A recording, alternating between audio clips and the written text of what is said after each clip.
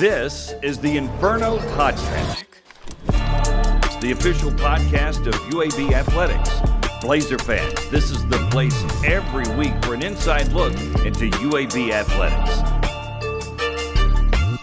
This episode is brought to you by Pearl River Resort. Welcome into the Inferno Podcast. Scott Griffin here, Season 3, Episode 3. We're talking football for this episode. A lot going on, even though it's not technically football season. It kind of really is with the transfer portal, different things, roster management, the new buzzword in college football. We'll be talking about that with Alex Mortensen and also one of his new assistants, changing the staff a little bit. Todd Grantham is here, another Nick Saban graduate school member. We'll be talking to him as well. Also, the sports that are going on, men's basketball, women's basketball, baseball, softball right around the corner. Some honors being handed out a little bit to some of the men's basketball team as well. Remember that the rundown of all this stuff is brought to you by Legacy Credit Union, the official credit union of UAB Athletics. We'll dive into that transfer portal that's so key there. A lot of players coming into the fold for UAB football, a lot of players leaving the program as well. That's just the nature of college football these days. So a lot to digest, a lot to talk about with the new staff additions, with the new coach, and much more. So we'll take a break, come back, and we'll start that process next on the Inferno Podcast.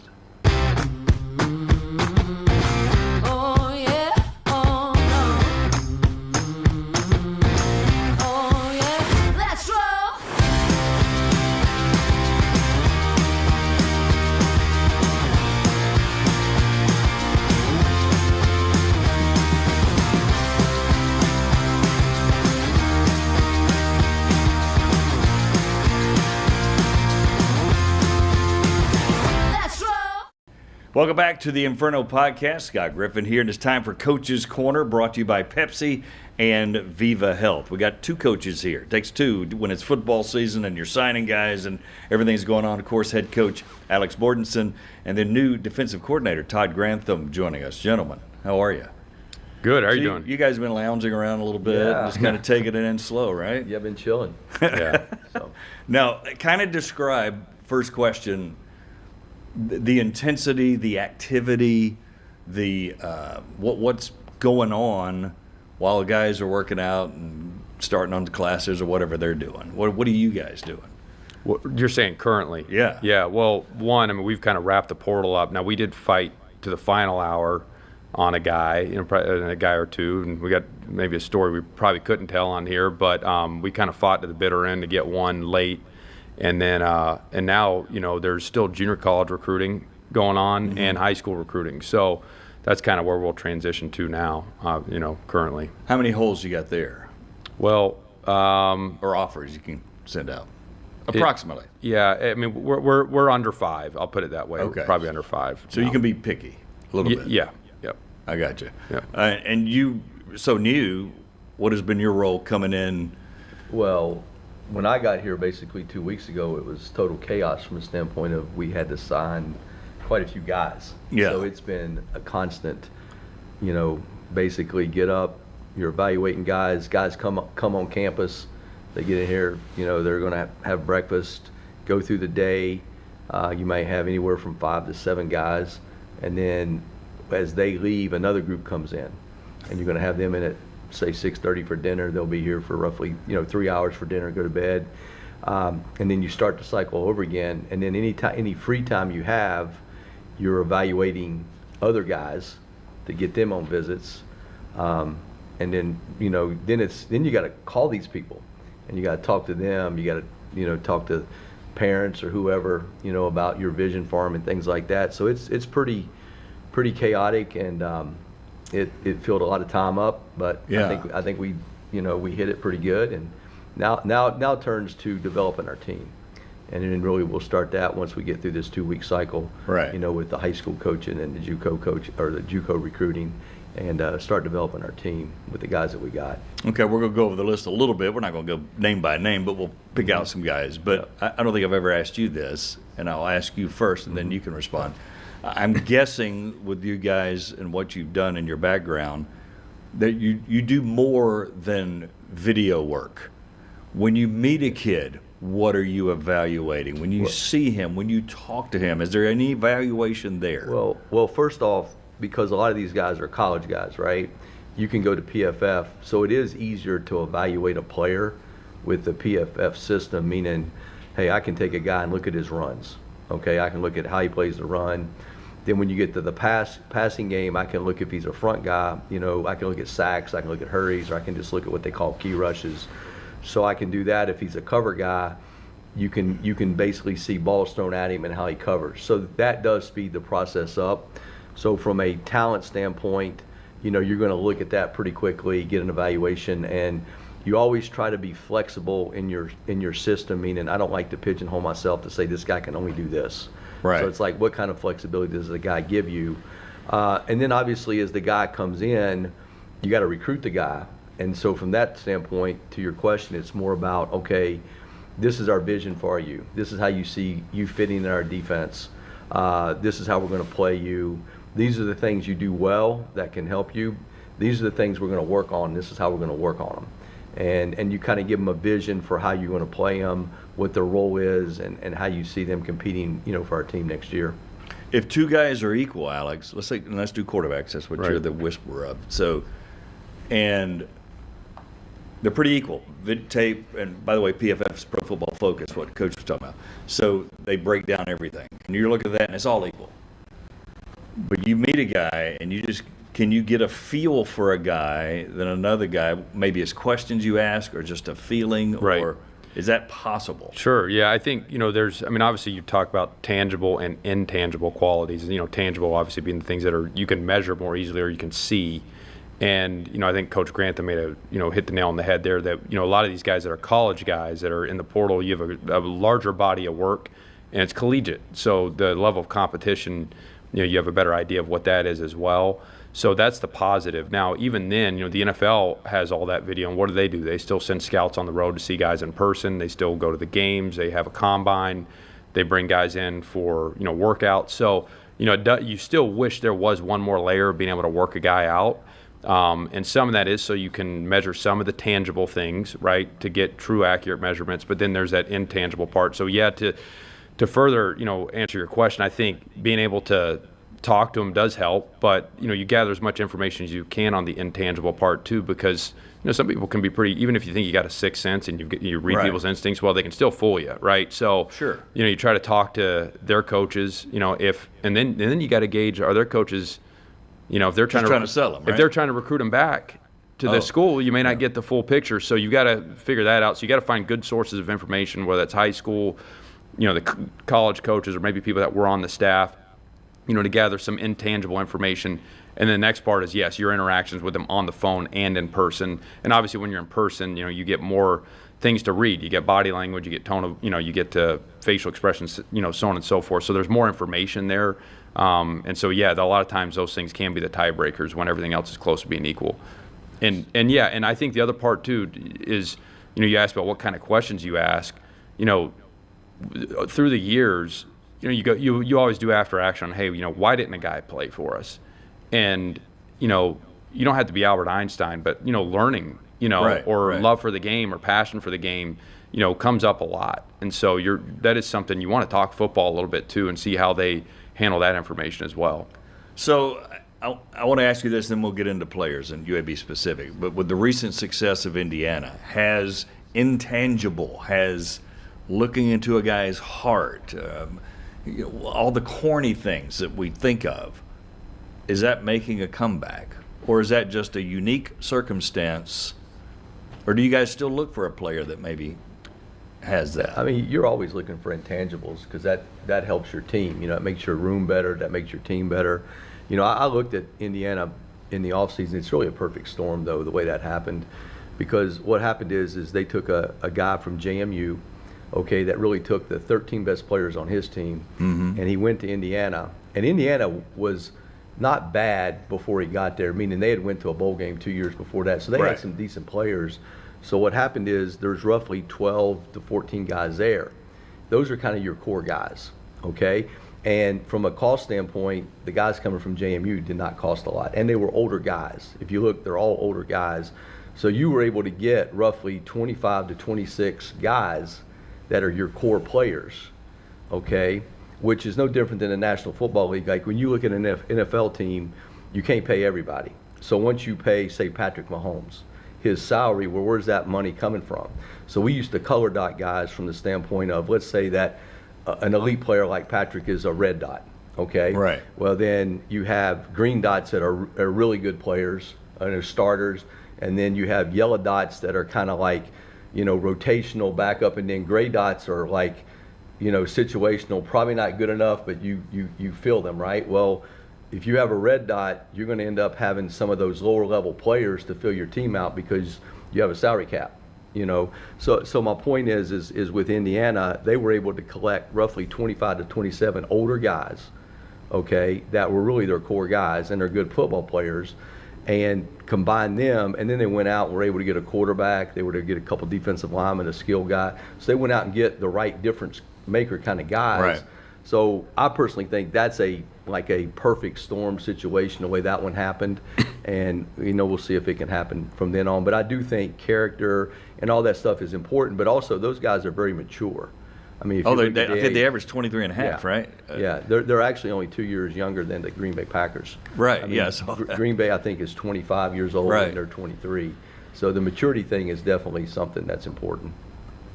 Your thoughts on that? Yeah, no, I mean, the intangible thing has always been important, and as you're trying to evaluate guys. But I think the other part that does become challenging in college is we're not drafting. So like you're going to evaluate players and then you're going to rank them, but then you've got to go recruit them.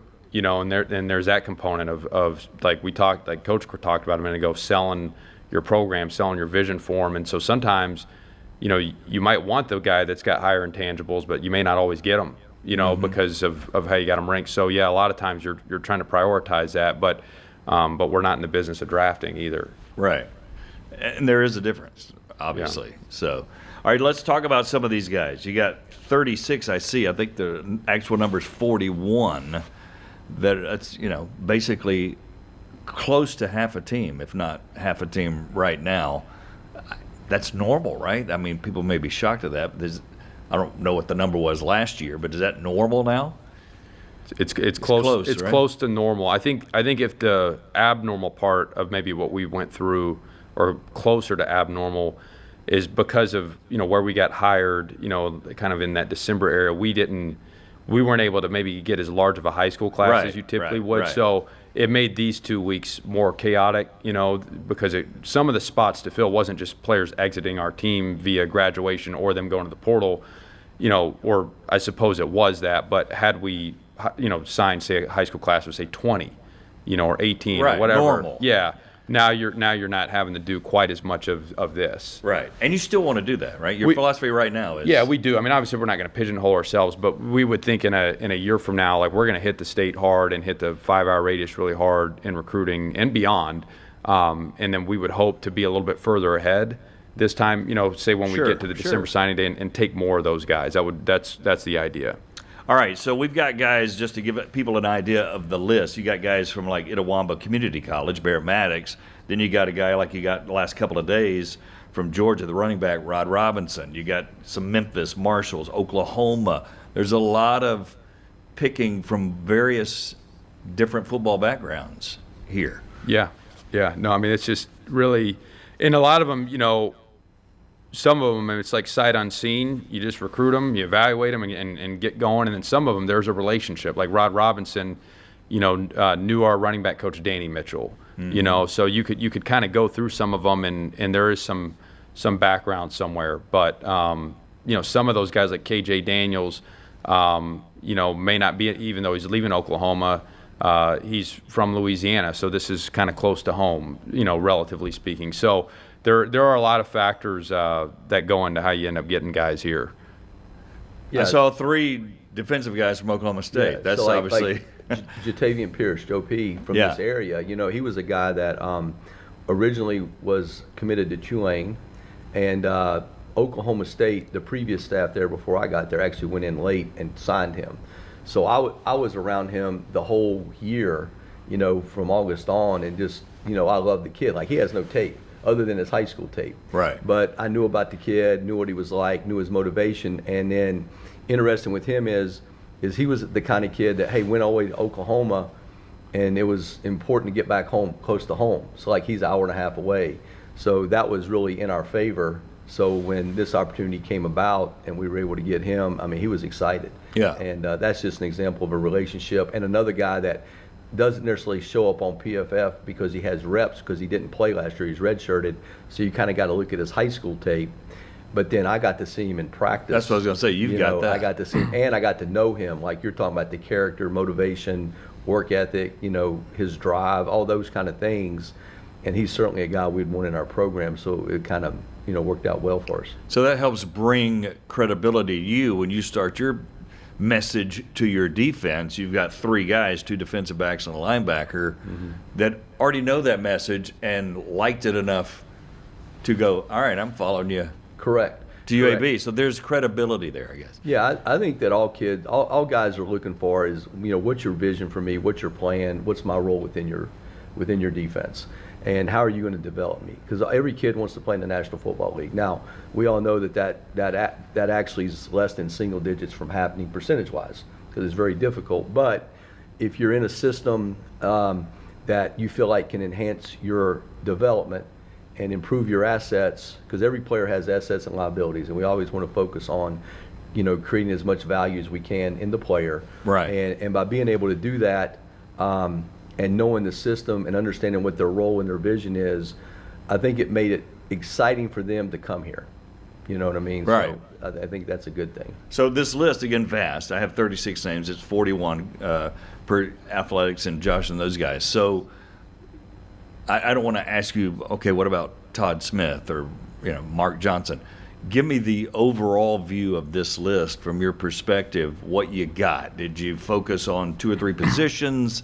Did you take what you could get and just get the best football players, or how did you approach it? Yeah, in terms of positions, I mean, we really, have a target number, plus or minus, what we're trying to get. So in terms of how we recruited the position, hey, we need X amount of running backs, we're going to take X amount. If we need 3, we're going to try to take 3 plus or minus, right? So, that kind of dictates the numbers. In terms of what we got, here's where, if you look at, and I'm kind of speaking a little bit on offense right now, but where I think we did a lot of these rooms this way is, say, some of the room, maybe the majority of the room that we got, these guys are guys that have collegiate production, somewhere.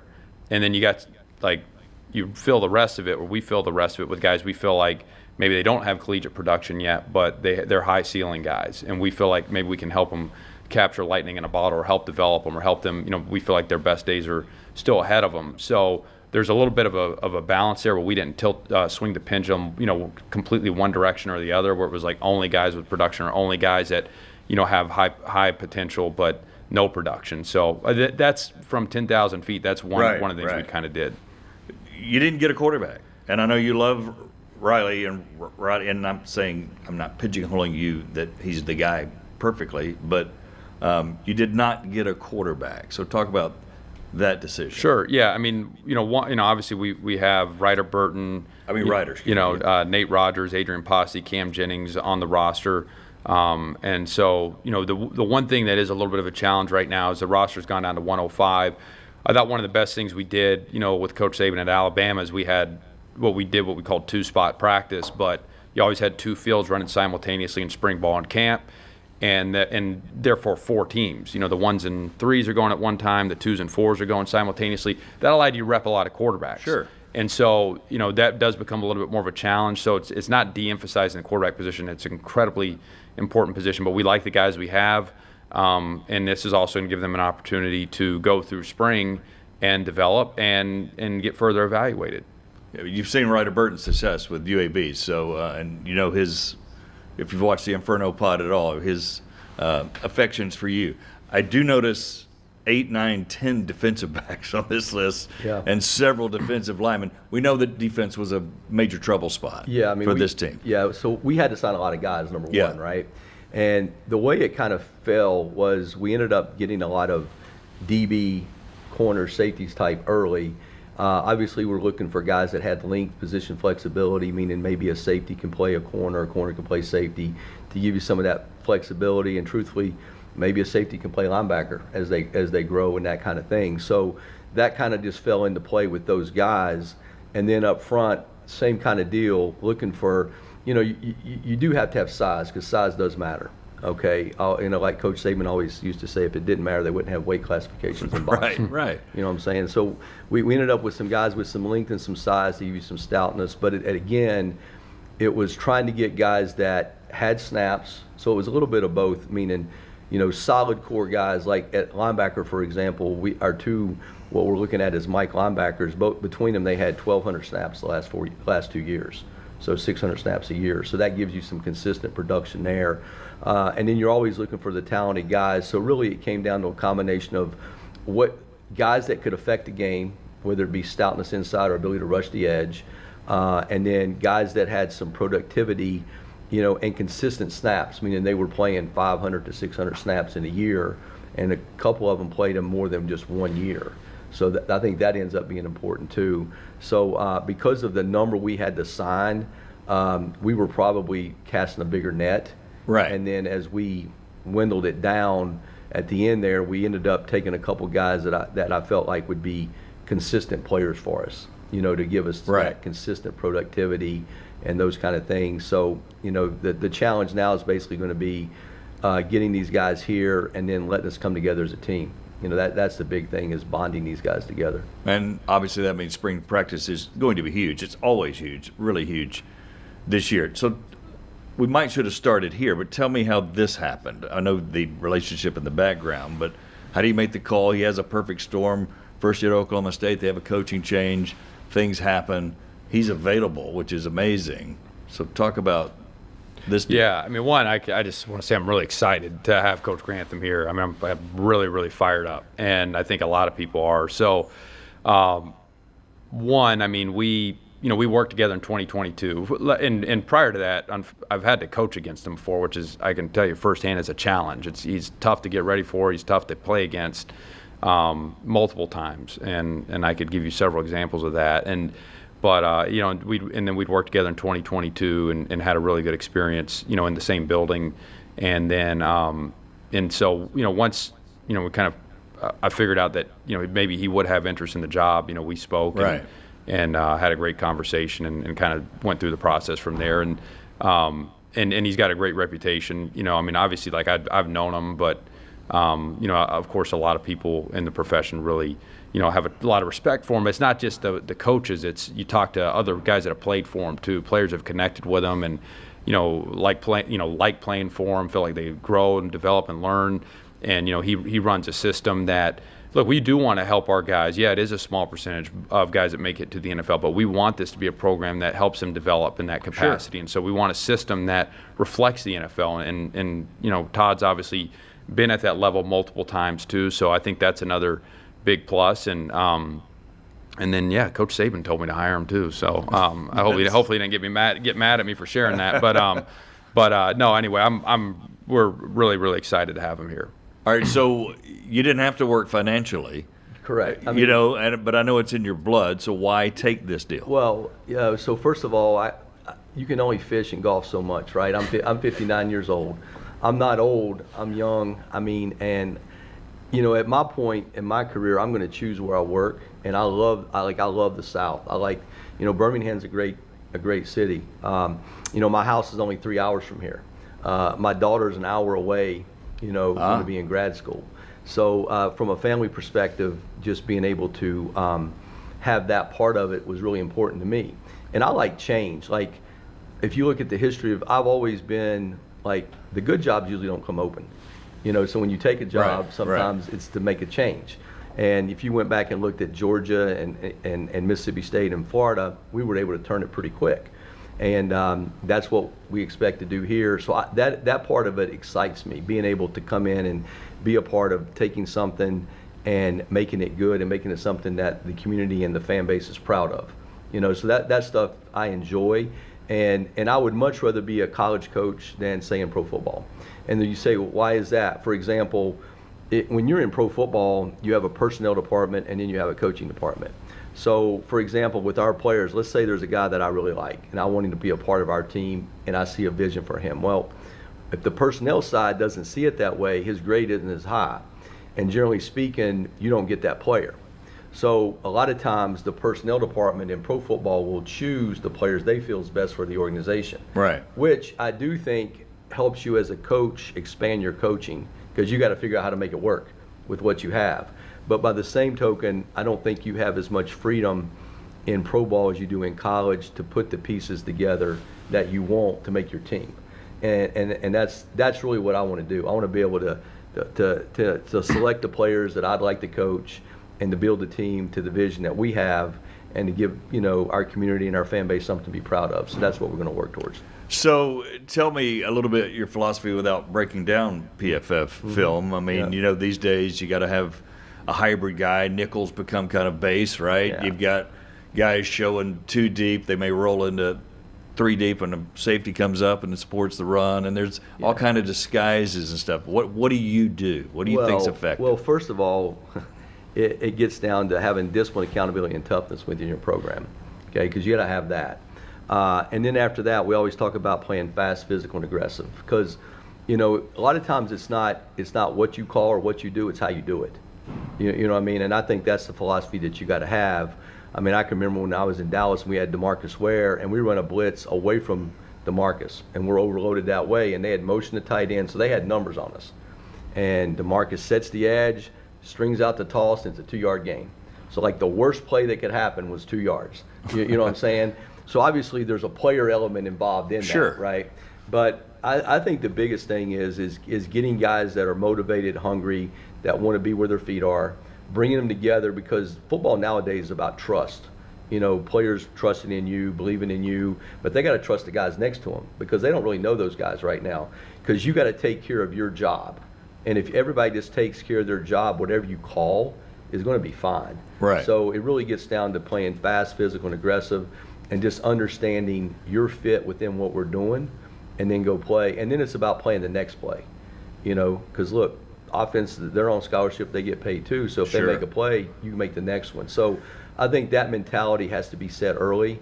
And rather than getting into the scheme thing, I think it's more about how we play it. And getting into the relationship of coach to player, player to coach, and player to player. Yeah. So you believe in each other, so you'll go play, because belief is a powerful thing, in my opinion, that if you believe in something, you're going to strain a little bit more to get it done. Yeah, and you got to be multiple these days on both sides of the ball. So what did you dislike about facing him? Yeah. I mean, I think one, look, the first thing he talks about, we talk about style of play, like all the things he talked about, fast, physical, aggressive. Like his team's played hard. Yeah. They get after it. So those things come to life on tape. So those things for sure, are challenges. And then from a schematic standpoint, like there was multiplicity on first and second down. There's front multiplicity, and then when you get to third down, he's got a lot of ways to attack protection. So, I think those things create challenges, from a preparation standpoint, because you have to have a really thorough plan for what you're going to see. Yeah, it's pretty exciting though to get somebody of this ilk. Tell us about the coaching staff right now. Are we done? Are you still looking? You feel good about it? Where are you? One, we really like the people we have here right now. Feel like obviously Coach Grantham's an awesome addition, and we're still wrapping it up. So we're not quite there, but we like the people we have, and there'll probably be a few more additions in the coming weeks. Yeah, and you told us a few weeks ago, whenever you were on, you didn't want to feel like you had to be in a hurry, right? Like you had to do it, and you seem to be living up to that. Like you're not in a hurry. No, we're not. I mean, look. I mean, you are kind of, but you wanted to hire the right guys. You wish everything was done yesterday. I mean, it's just, but you don't want to.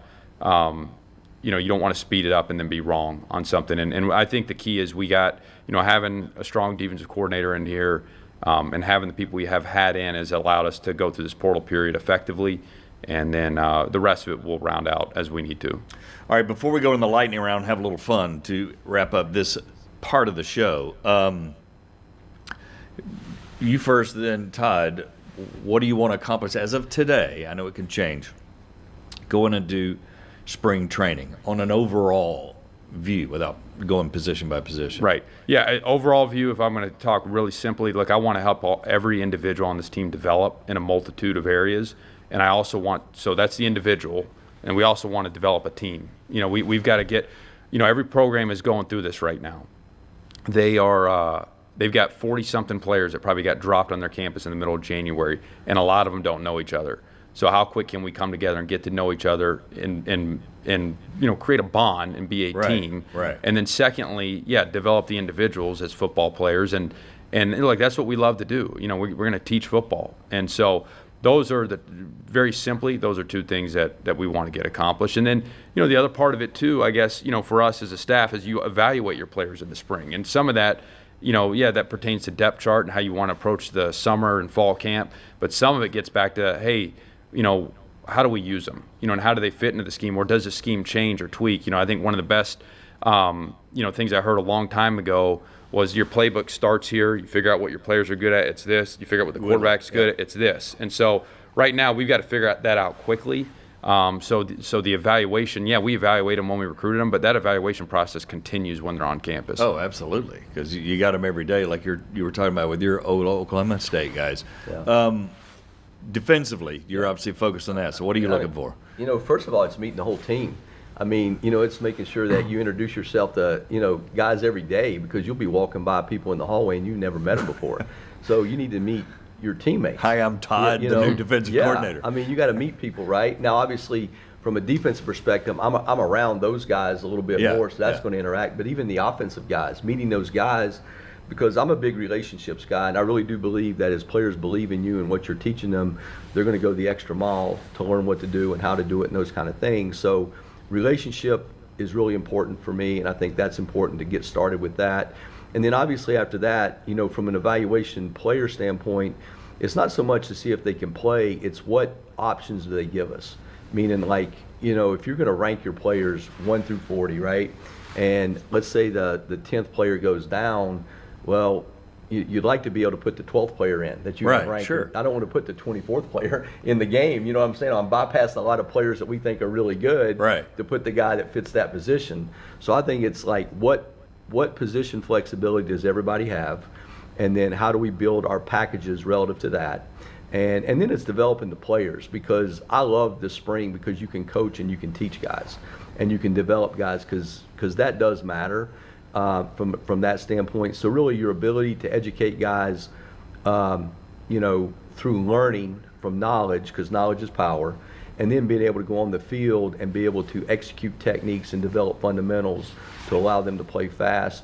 I mean, that'll be the combination of things that we do, from now through May. Yeah. It's going to be a very impactful spring, obviously, with Alex running it, Todd running the defense there as well. Let's go to a lightning round just for a couple of minutes. It's kind of a fun time. We learn about you as people and different things. Alex has already done this a little bit. But I guess the first question would be, when he comes to town, and not like you've never been to Birmingham, but do you tell him, okay, you and your family should stay here, here's some restaurants?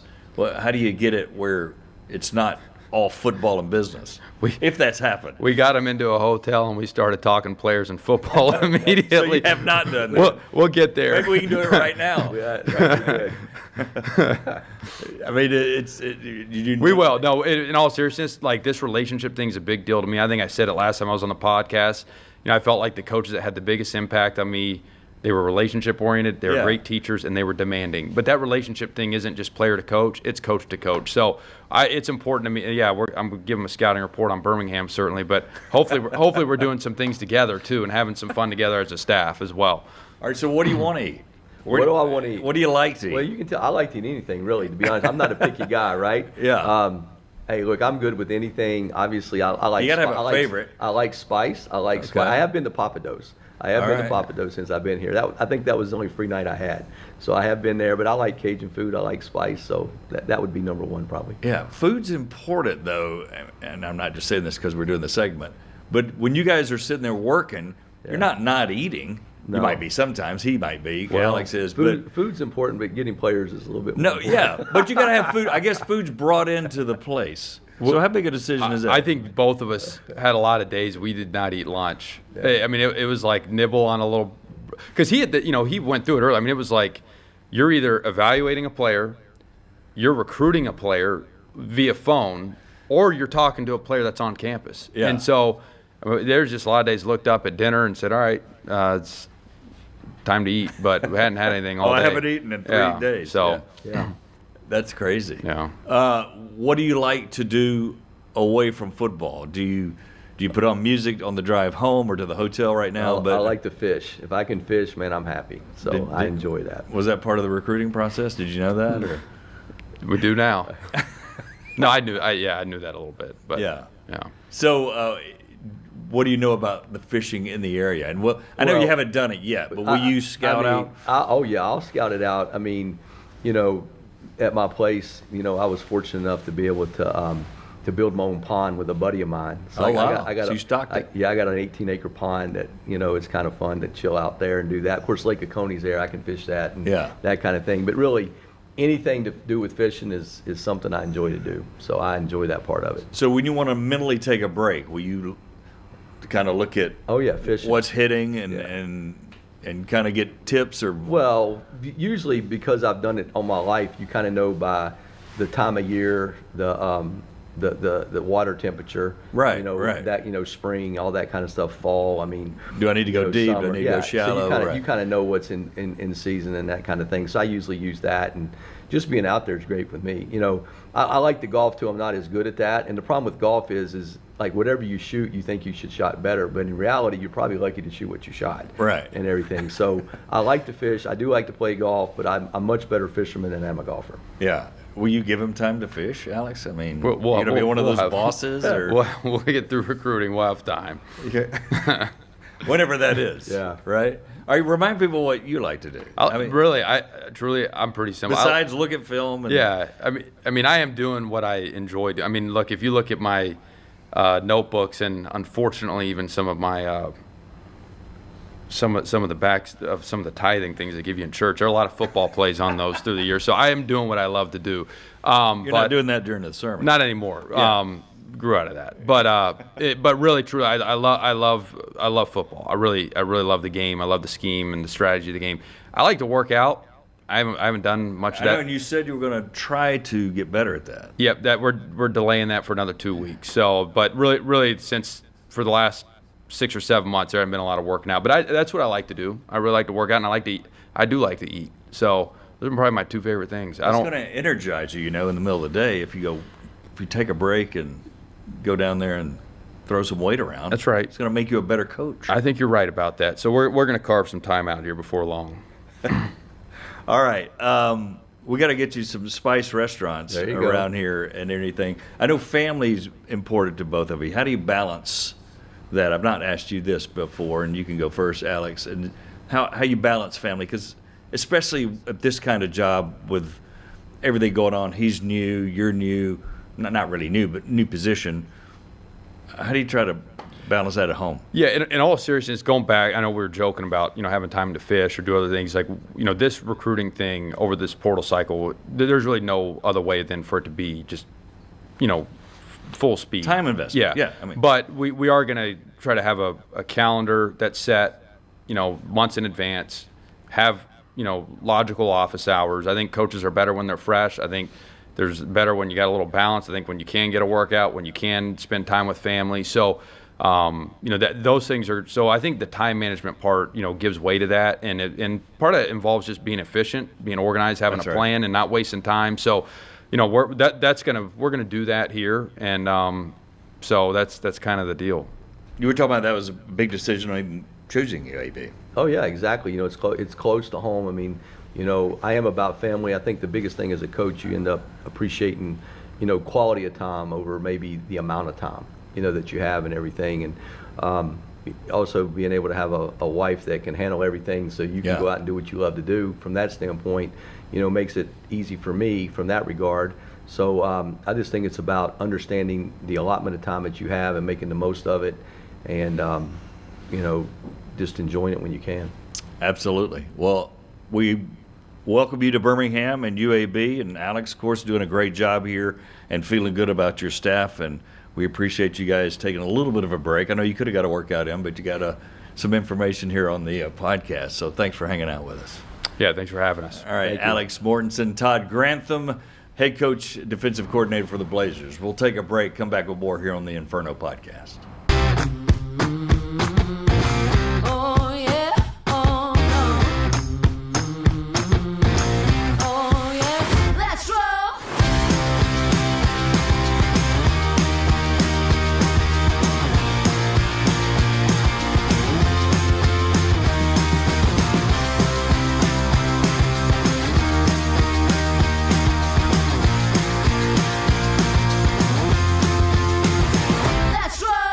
The if in life. It's a world of possibilities. If you go for a night out with friends. If you can keep an eye on your money along the way.